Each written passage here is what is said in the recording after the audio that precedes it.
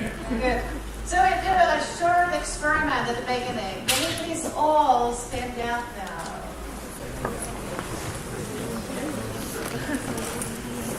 And now imagine an organization of your dream. What are your values there? How does it look like? What is important?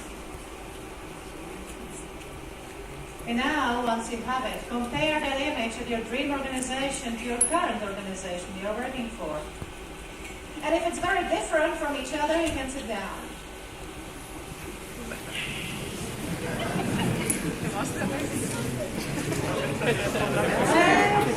Now, if it's just a little different, right? It's still not the same, but pretty much close, right? Still not the same, you can sit down.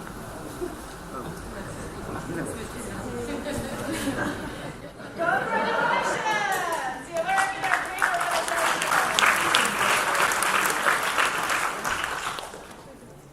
And I start with a story. It's a story where I got actually 3 departments of developers, testers, and hardware guys.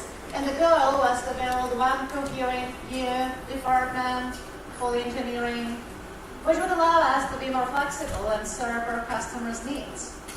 Right? I was actually quite surprised to get it. I haven't expected that.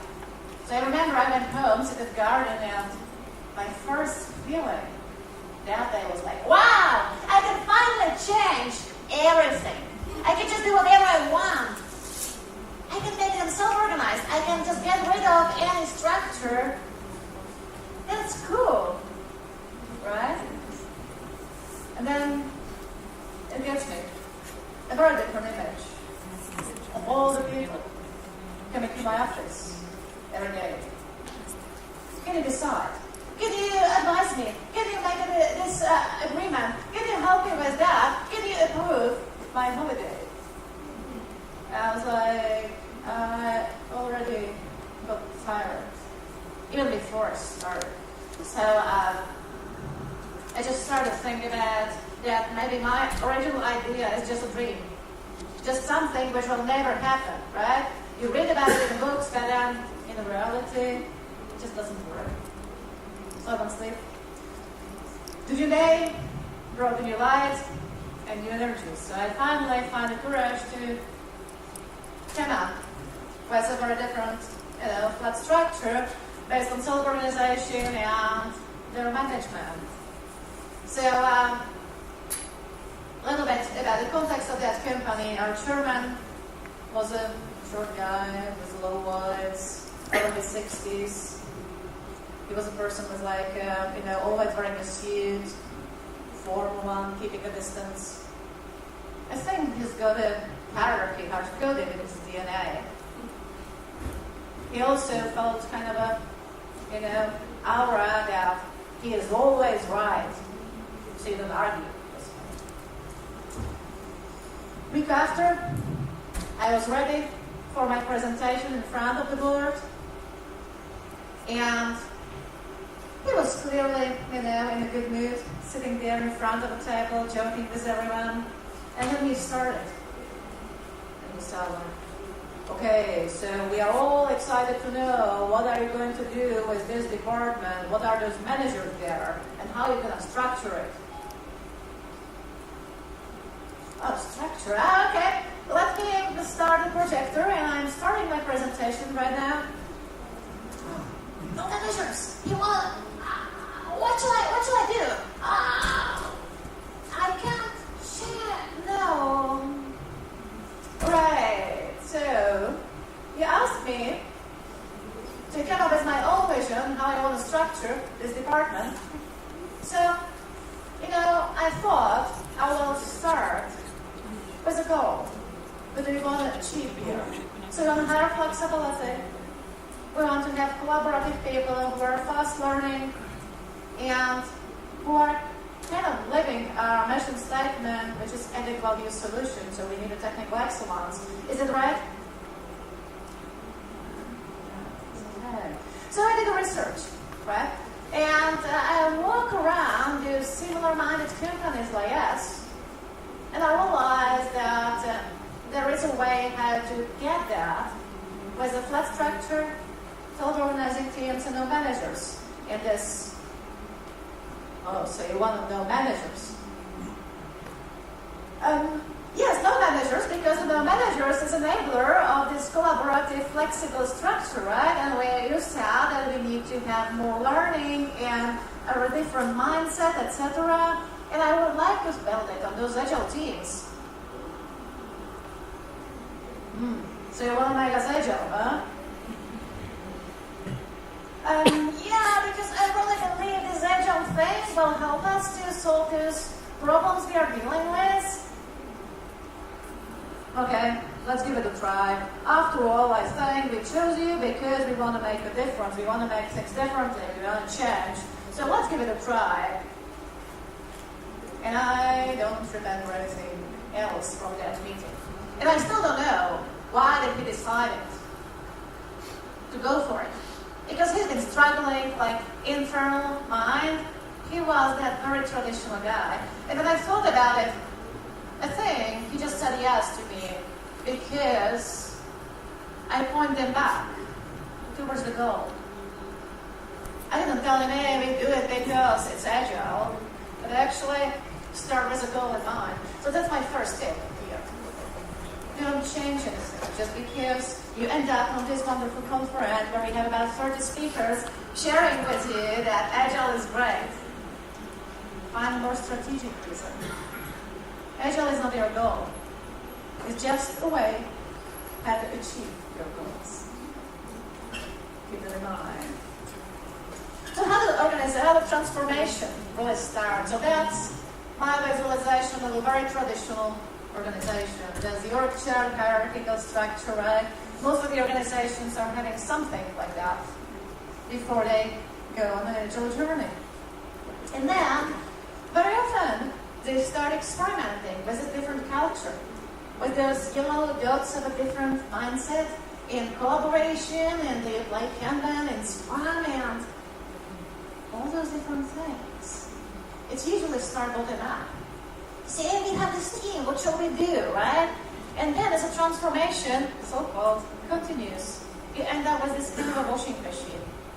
Where you have a strong disconnect between those managers, leaders, and the teams. So the traditional structure is still in place. It just hasn't really changed yet. They look at things, say, what should I do? Who's responsible in that organizing team? Can you tell me who's responsible? The very kind of concern, right? And they just don't understand each other. So it's constantly like moving, shifting, etc. It's a mess. And eventually, if you want to click it back together, it's about a different style of leadership. As Fred said at the beginning, it's not about those managers to understand.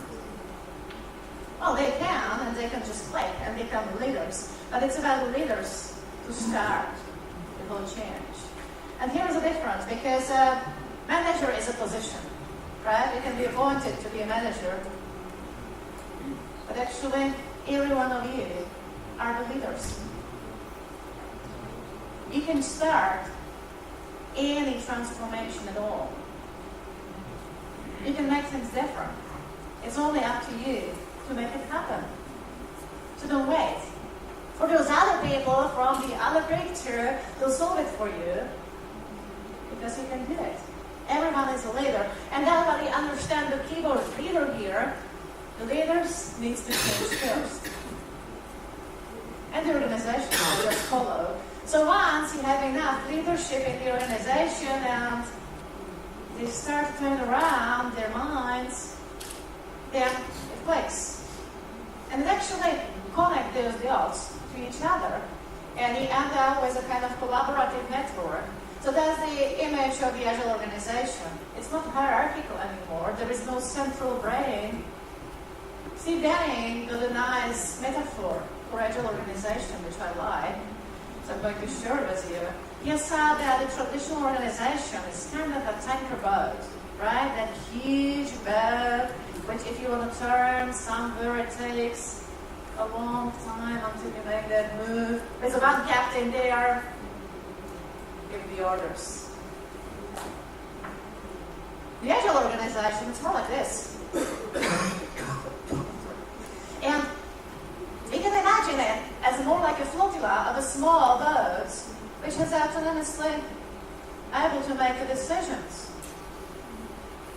They're not waiting for somebody to tell them, hey, you see, there is a wind change, or there's a big wave coming in, you have to react. Right? They see it and they just make their own decision. There is one thing, though, which needs to be applied here. Otherwise it doesn't work. And that one thing is a purpose. Kind of evolutionary purpose. Something which you say, hey, we're getting there. We need to get over here to achieve something. And then there's a driving force. You have that kind of a vision, direction, moving ahead, right? So collaborative, creative, and adaptive network. It's like a living organism, right? Which, if you go outside in the middle of the winter in just a t-shirt, you directly get a feedback, oh, it's too cold. And then you say, okay, it's too cold, so I have several options. I can continue and maybe run to make myself warmer. I can go back and put up a coat, and then I continue later. Who knows which decision is good? This is typical for those type of systems. You don't know which one decision to take because there is no right and wrong decision anymore. It's too complex. So you see that mess of all those links, right? It's hard to know. In a directive world, it's easy. What the head said, that's the right thing. In this, we don't know. All we need to do is to inspect and adapt. Is to listen for those voices and feel the feedback. Now, a little bit about the competencies of an agile leader, right? Not the manager, but the leader, any one of you here. And I would start with this over here, where it's decide and collaborate, right? So these two are kind of almost the opposite of each other. So they are coupled with each other somehow. But as a leader, you have to make a decision time to time. Even as an agile leader, you have to make a decision. It's not just anarchy where everybody will do whatever they want, but also sometimes you just don't decide. You just make a collaboration happen and see what's next. Maybe it's better. Those three on the top is actually allowing that thing to happen. So you have to have a vision. How this organization should look like in a year, in 3 years, in 5 years. What makes it different? Is there a difference? And why would I put all energy into changing it? Do I really have a reason? Is this vision clear to all of the other people around? Because if it's not, they're not going to follow. That's the disadvantage of that agile kind of network, right? If you don't make the vision clear, they're just lost. And it's smashed to pieces. So the vision, once you have it, there is a motivation coming internally, like the intrinsic motivation coming from inside. Saying, oh, I want to make it happen. How can I help you? You don't even have to ask people to help you. They will come to you and follow. And then, next one, the feedback, right? And when we speak about these managers currently, they always say, I have to give a feedback to the people. It's my job. But actually, as a leader, it's more the opposite.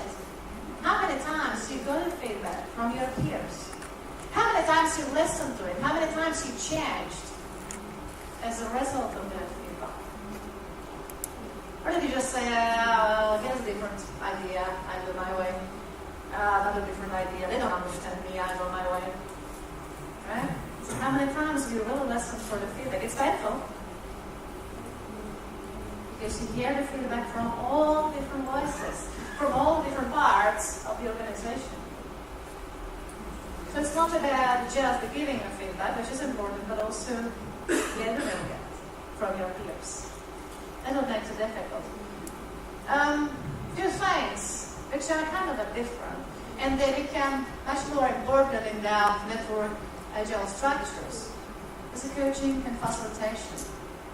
You guys have been talking about the open space. You can't do the open space without the facilitation. It's not directive.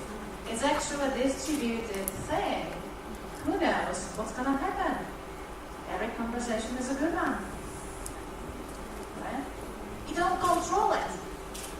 All you need to do is to hold the space and let it happen and trust. It's going to be the best one ever. So, facilitation and coaching, right? Two things which I think we are lacking the most. So, if you ask me what is missing the most in the organizations, I think it's a lack of coaching and facilitation skills. Because those haven't been really needed that heavily in traditional structure. But they can make a huge difference. And then finally, it's about the ability to handle a change, right? And the first thing, the most difficult, at least for me, is changing myself. Because if you want people to follow you, you have to be consistent. And really do what you're saying. So if you say, hey, I want to hear the feedback from you because we need to inspect and adapt, well, then you have to listen to it and inspect and adapt, etc., etc. So changing yourself, your mind, your approach is the most difficult. Then we have changing some kind of teams and work with different entities, right?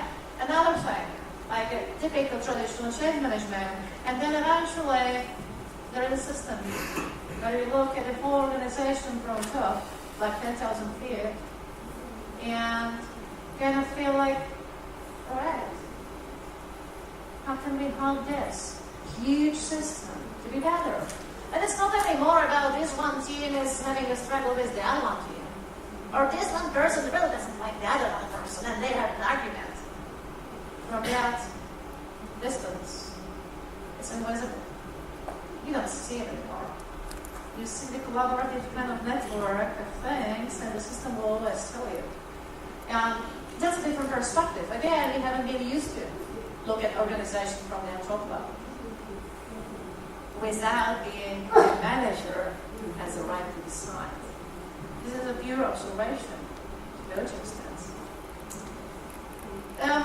We have two things, right? We have a different structure of a liquid kind of not fixed thing, which is constantly changing depending on what's going on. But we also have a mindset part of that culture. In the mindset part of that culture, I often start with this concept which is coming from the tribal leadership book here. So, to walk you step by step over there, we start with the first one, which is, those people who are really down. And if they should choose the one logo, they would say, hey, life sucks. Just really bad. And I don't think you guys, you got it. Because of life. It's really bad. The good news is that you don't see those people in your type of organization that often. It's more like street gangs, prisons, etc. So you're lucky. Good start. The second one is often visible in some quite hierarchical organizations or some dysfunctional organizations as well. And it says, my life sucks. And, I see you guys, you're lucky. You have your wonderful, nice jobs. I just don't get it. And it's really sucks. Right? So it's much better than the previous stage where I don't see any light. This time I see a lot. 300 other people who are more happier than I am. And those guys, they very often complain about everything. So if I give you some kind of a typical sayings that you hear from the organization, like, my life sucks because I have to drive 2 hours there and back each morning and evening from and to work, and my life sucks because I have a really bad boss. And my life sucks because we have to do the agile transformation. And my life sucks because, we have a bad coffee. Etc., etc. Complaints. Then the next one is actually, I am great, and you're not. I'm actually stage and you're just in here, right? If I give you some kind of an example from the organization, I'm great because I'm a manager. And you're just an employee. Or I am great to have a better flavor of it, right? Because it always have flavors from here to there.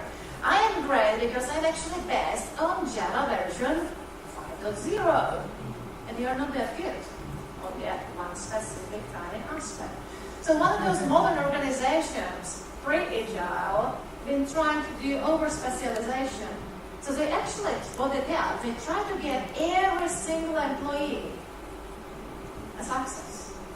So every single employee said, I am great because I am better than the others. Is this one tiny, small segment? Which is good, actually. So you might end up with quite a lot of happy employees who feel I'm successful, better than others. That's a good stage, right? Now, the next step is we are great. And that's where Agile starts. And I think as a prerequisite, you need to have people who are done with themselves. And people who feel like I make my own success. I'm great. And I don't even need to say it anymore. Because I don't think it's important, actually. What can we do together? How can we make it up? And let's start with a small, Scrum teams or Agile teams in the organization where they say, hey, we are a big team because you see they're delivering every week.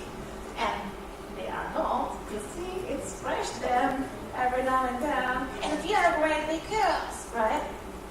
And again, it has a better flavor where you say at the organizational level, we are a great company. They are much better than those other competitors in our area. Right? So again, as the I has different flavors, the we has different flavors. But that's already the beginning of an Agile.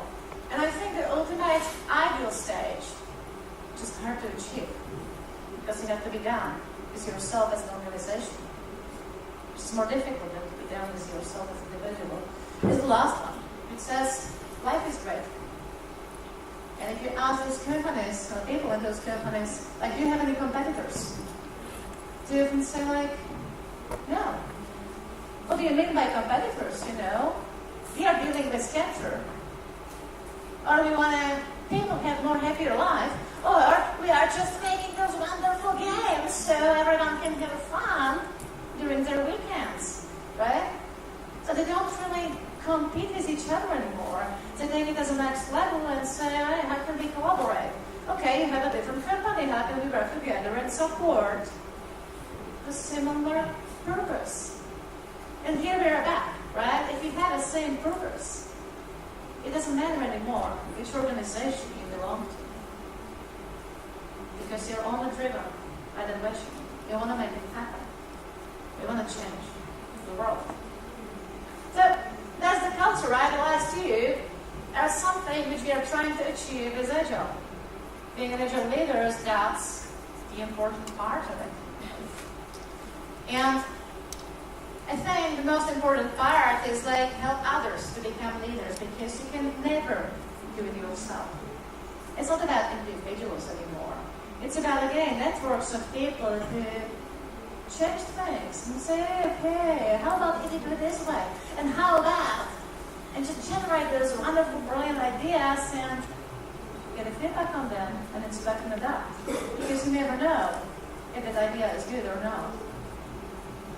So, help others to become leaders and support the we culture, or even the one stage ahead. Life is great, right? Yeah, and I put another book for you here to suggest you to read, and it's called Turn the Ship Around. And it's a book from a captain of a US Navy submarine. And interestingly, you really turn the ship around. You completely change the way how he treated people and how he worked as a leadership. And his story is from the very beginning. If you want to become a captain of that submarine, you go through quite extensive program, about 2 years education, so you know like every single detail of that submarine, so you can make the decisions, right? And he said that in 1.5 years from the beginning, when he's been almost done with his program, they told him, oh, well, we are very sorry, but we are going to go to a different submarine. You know, you were trained for the modern one. This one is the oldest one we have. But, you know, you have extra half a year to make it. Do your best. Good luck. So he spent extra time the best he can. And the first time he showed up at the submarine, you know, on a trial ride, he was standing in the control room, you know, the officer next to him, and he was like, I forgot the exact names of the switches, but let's say, turn the switch A. The officer next to him was like, turn the switch A. And eventually that person standing next to the control panel was sitting there and saying, turn the switch A, and did nothing. He was like, why didn't you do anything? I was like, I'm sorry, sir, but there is no switch A exists in this type of submarine. We can turn to this officer and say, why did you know that? Yes, sir. Why didn't you say anything? Oh, well, you know, you gave us an order, and we are here to follow. So that's very typical way of leadership. Leader, follower, so-called, right? I'm the leader, I tell you what to do, and you're just expected to follow. Straightforward, simple, easy. So he went back and thought about it, and he was like, I can't do it. I don't know any single detail here. I just have to change. And he's been trained on a different style of leadership called leader-leader, which is kind of building those weak culture structures. So he actually decided to apply it there, and, you know, US Navy, submarine, right? Quite critical thing. So it was not simple, but eventually they made it. How they did it is a radical transparency thing. They try to make things so much visible so everybody can speak out, and everybody can come up with the suggestions. He's been still officially approving. So they just said, I intend to do X, Y, Z. And then the ideal situation was, yes, do it. Good. Eventually, you know, it's a success story, right? He wrote a book on it. But he said that it seems to be very much working. They've got the highest promotion rate from the US Navy in a couple of years. So they've got more leaders grown up in the class. So now think about your environment. How many leaders are growing from the bottom up? When you have an empty position somewhere, do you have like 5 candidates for that position? Or just like, hey, we don't know what to do. Should we hire from outside, or what shall we do, right? Where are you? A summary of my 3 tips, right? Agile is not your goal. It's just the way you have to achieve your goals. Help others to become leaders for a week culture, and keep in mind that it's up to you. Because you have to change first. Don't wait for anybody else. There is no one else access. You are the best people who can make a difference.